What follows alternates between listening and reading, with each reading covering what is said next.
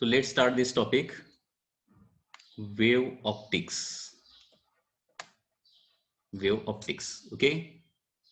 रे total optics section जो आहे त्याच्यावर साधारणपणे नीटला कमीत कमी 3 क्वेश्चन तरी असतात आणि मेन्सला साधारणपणे 1 ते 2 क्वेश्चन कंपल्सरी असतात. लक्षात घ्या वेव ऑप्टिक्स या टॉपिक मध्ये. आणि वेव ऑप्टिक्स मध्ये 2 सेक्शन आहेत, एक आहे रे ऑप्टिक्स आणि दुसरं आहे ऑप्टिक्स. या सेक्शन मध्ये ऑप्टिक्स याच्यामध्ये 2 सेक्शन आहेत, एक आहे रे ऑप्टिक्स आणि दुसरं आहे that is wave optics. Okay, so ray optics comparatively difficult आहे आणि वेव ऑप्टिक्स त्याच्या मनानं का आहे खूप म्हणजे खूप इझी आहे. वेव ऑप्टिक्सचे क्वेश्चन जनरली इझिली सॉल्व्ह होतात, त्याच्यामुळे या टॉपिकचं प्रिपरेशन चांगल्या प्रकारे करा. ठीक आहे, तर वेव ऑप्टिक्स या टॉपिक मध्ये कंटेंट काय काय आहे ओके ते सुरुवातीला आपण बघणार आहोत आणि न्यूमरिकल कशावर येऊ शकतात ते देखील बघूया. तर फर्स्ट आहे theories related to light. Okay, म्हणजे लाईट ही इलेक्ट्रोमॅग्नेटिक वेव्ह आहे हे सध्या प्रूव्ह झालेलं आहे, परंतु त्याच्या अगोदर लाईटचे रिलेटेड कुठल्या थेरी होतात त्या थेरीचा आपल्याला स्टडी करायचा आहे. Okay, so theories related to light जे आहे ते आपल्याला बघायचे आहेत. त्याच्यामध्ये 2 थेरी येतात, एक Newton's corpuscular theory and second is the Huygens wave theory. या 2 थेरीचा आपल्याला स्टडी करायचा आहे, Newton's theory and Huygens theory. Okay, या 2 थेरीचा स्टडी झाल्यानंतर आपल्याला हायझिन वेव्ह थेरी मध्ये थोडंसं डिटेलमध्ये स्टडी करायचं आहे हायझिन वेव्ह थेरी मध्ये. आणि हायझिन वेव्ह थेरी मध्ये वेव्ह म्हणजे काय, वेव्ह फ्रंट म्हणजे काय, ओके, अँड हायझिन्स प्रिन्सिपल काय आहे. ओके, हायझिन्स प्रिन्सिपल याचा पार्ट आपल्याला स्टडी करायचा. हा कम्प्लिटली थेरॉटिकल पार्ट आहे, म्हणजे 1 आणि 2 याच्यामध्ये न्यूमरिकल अजिबात नाहीयेत. लक्षात घ्या, हा कम्प्लिटली थेरॉटिकल पार्ट आहे. ओके, त्याच्यानंतर नेक्स्ट पार्ट जो चालू होतोय तो आहे that is polarization. Polarization okay, तर पोलरायझेशन हा देखील 70% थेरॉटिकल पार्ट आहे, 30% न्यूमरिकल. आणि पोलरायझेशन मध्ये माझ्या मते मॅक्सिमम एक 2 ते 3 फॉर्म्युले असतील, त्याच्यापेक्षा जास्त फॉर्म्युलेच नाहीत. मॅक्सिमम 2 to 3 फॉर्म्युले आहेत आणि त्याच्यामध्ये ट्विस्ट अँड टर्न काहीही नसतं, त्याच्यामुळं पोलरायझेशनचे प्रॉब्लेम इझिली सॉल्व्ह होतात. ओके, सो पोलरायझेशन नंतर नेक्स्ट पार्ट जो येतो that is Doppler effect of light. Doppler effect, Doppler effect of light मध्ये देखील मॅक्सिमम 2 to 3 फॉर्म्युले आहेत, त्याच्यामध्ये जास्त ट्विस्ट अँड टर्न त्या प्रॉब्लेम मध्ये देखील काहीही येत नाही, त्याच्यामुळे हे प्रॉब्लेम देखील इझिली सॉल्व्ह होतात. ओके, पोलरायझेशन मध्ये 1-2 फॉर्म्युले, डॉपलर इफेक्ट मध्ये 1-2 फॉर्म्युले, आतापर्यंत 4 फॉर्म्युले झालेले आहेत. आणि त्याच्यानंतर मेजर सेक्शन येतो that is interference. Interference okay, याच्यामध्ये जास्त न्यूमरिकलचा पार्ट आहे. आणि शेवटी एक आणखी छोटासा सेक्शन आहे दॅट इज डिफ्रॅक्शन. डिफ्रॅक्शन याच्यामध्ये थोडेसे फॉर्म्युले आहेत.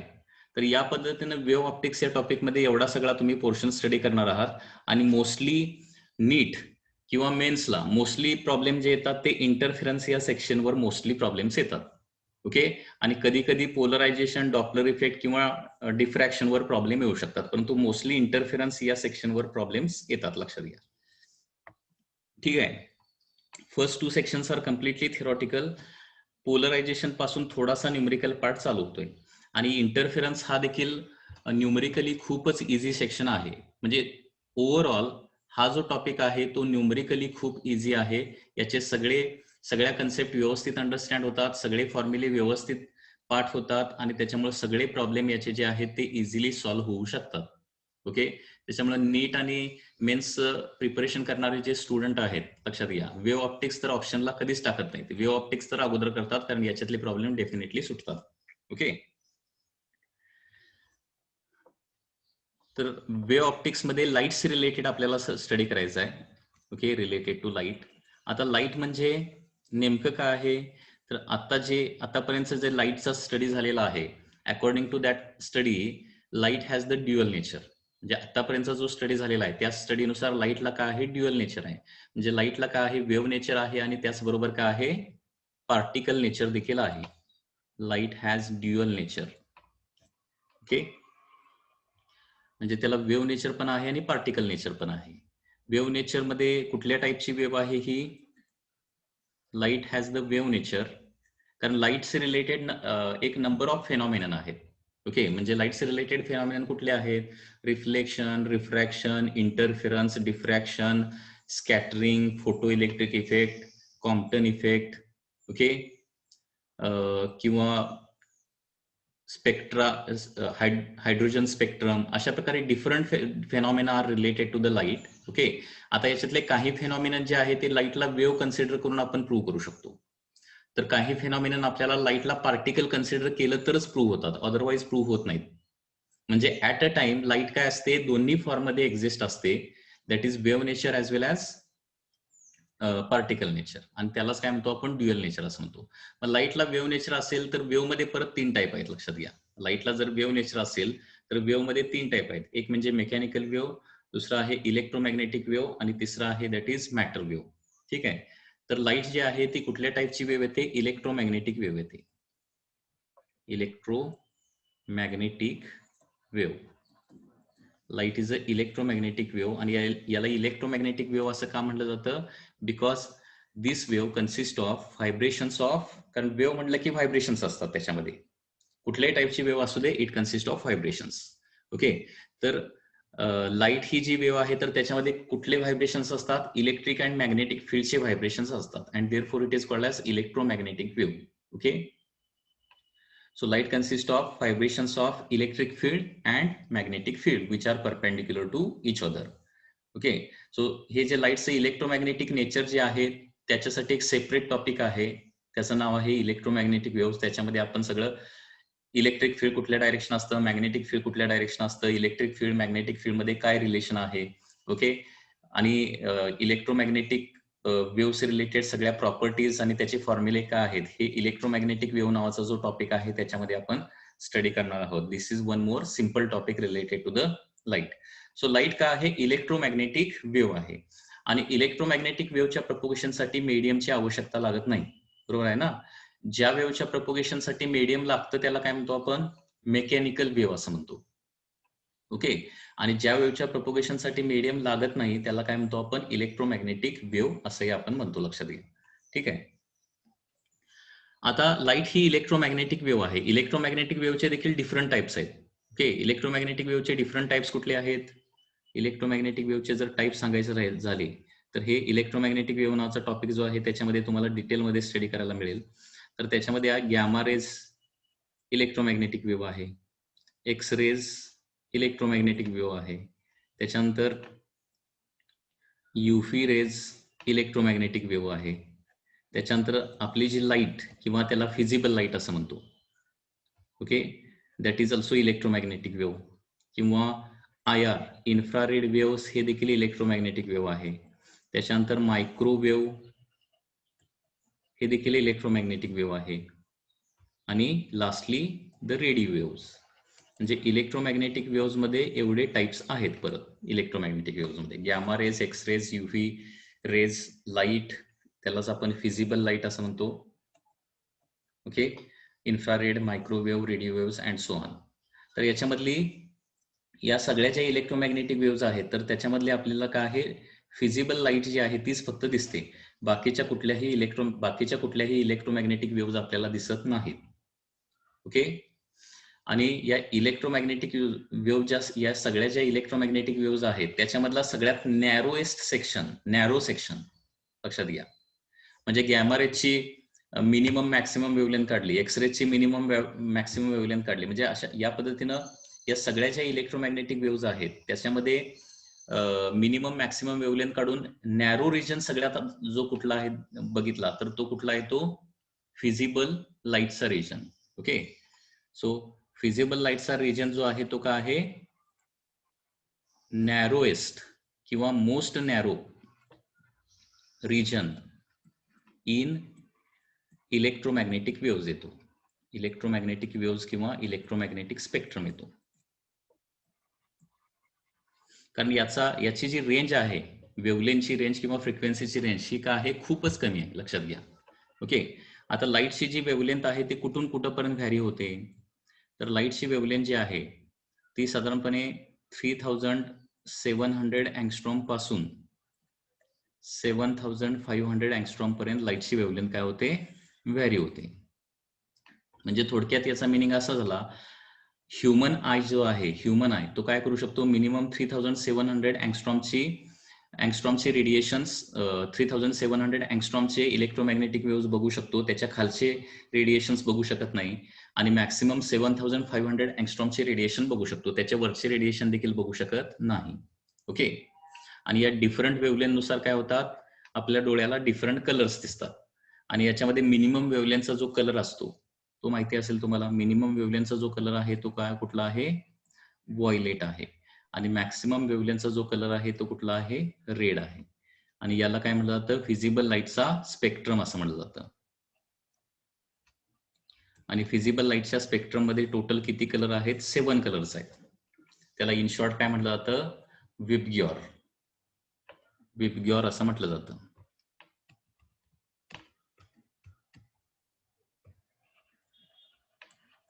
सेवन कलर्स आहेत, त्याला विबग्योर असं म्हटलं जातं. Violet, Indigo, blue, green, yellow, okay, orange, red. त्याच्यामध्ये व्हायलेटची वेव्हलेंथ जी आहे ती सगळ्यात कमी आहे आणि रेडची वेव्हलेंथ जी आहे ती सगळ्यात जास्त आहे, हे लक्षात ठेवा. Okay. So according to present study, ही इन्फॉर्मेशन लाईटशी रिलेटेड आपल्याला माहिती आहे. अकॉर्डिंग टू प्रेझेंट स्टडी म्हणजे आतापर्यंत जो काय स्टडी झालेला आहे त्याच्यानुसार आपल्याला ही इन्फॉर्मेशन माहिती आहे. ठीक आहे. आणि लाईटची फ्रिक्वेन्सी जी आहे ही झाली वेव्हलेंथ अँगस्ट्रॉम मध्ये. तर लाईटची जी फ्रिक्वेन्सी आहे ती ऑफ द ऑर्डर ऑफ किती आहे, 10⁻15 हर्ट्झ, म्हणजे 10⁻14 to 10⁻15 हर्ट्झच्या मध्ये साधारणपणे फ्रिक्वेन्सी आहे.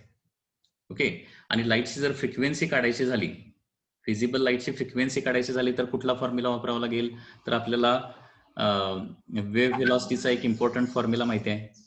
ओके. वेव्ह व्हेलॉसिटीचा इम्पॉर्टंट फॉर्म्युला काय बघा, wave velocity is given by formula c is equal to nu into lambda. Okay. तर c म्हणजे काय, velocity of light, velocity of light. Okay. Nu हे सिंबल कशासाठी वापरतो आपण, फ्रिक्वेन्सीसाठी वापरतो, फ्रिक्वेन्सी ऑफ लाईटसाठी. ओके. तर फ्रिक्वेन्सीसाठी डिफरंट सिंबल वापरले जातात. काही ठिकाणी एन वापरलं जातं, काही ठिकाणी एफ वापरलं जातं, काही ठिकाणी न्यू वापरलं जातं. ओके. एन जे आहे ते जनरली आपण मेकॅनिक्स मध्ये वापरतो, मेकॅनिक्स मध्ये फ्रिक्वेन्सीसाठी जनरली एन वापरतो. Okay.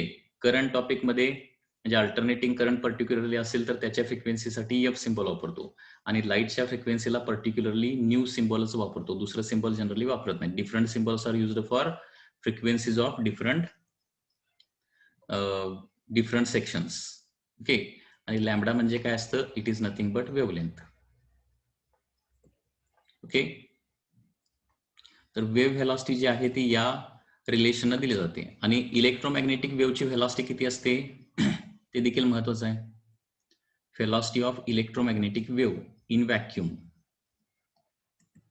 Velocity of electromagnetic wave in vacuum, velocity of electromagnetic wave in vacuum असते 3 × 10⁸ मीटर पर सेकंड. मग कुठलीही इलेक्ट्रोमॅग्नेटिक वेव्ह असू देते, म्हणजे एक्सरेची व्हेलॉसिटी देखील 3 × 10⁸ मीटर पर सेकंड आहे. गॅमा रेज असू दे, इन्फ्रारेड वेव्ह असू दे किंवा मायक्रोवेव्ह, सगळ्या प्रकारच्या इलेक्ट्रोमॅग्नेटिक वेव्हची व्हेलॉसिटी म्हणजे थोडक्यात लाईटची व्हेलॉसिटी व्हॅक्यूम मध्ये किती आहे, 3 × 10⁸ मीटर पर सेकंड. आणि ही व्हेलॉसिटी मीडियम टू मीडियम काय होते, चेंज होते. ठीक आहे.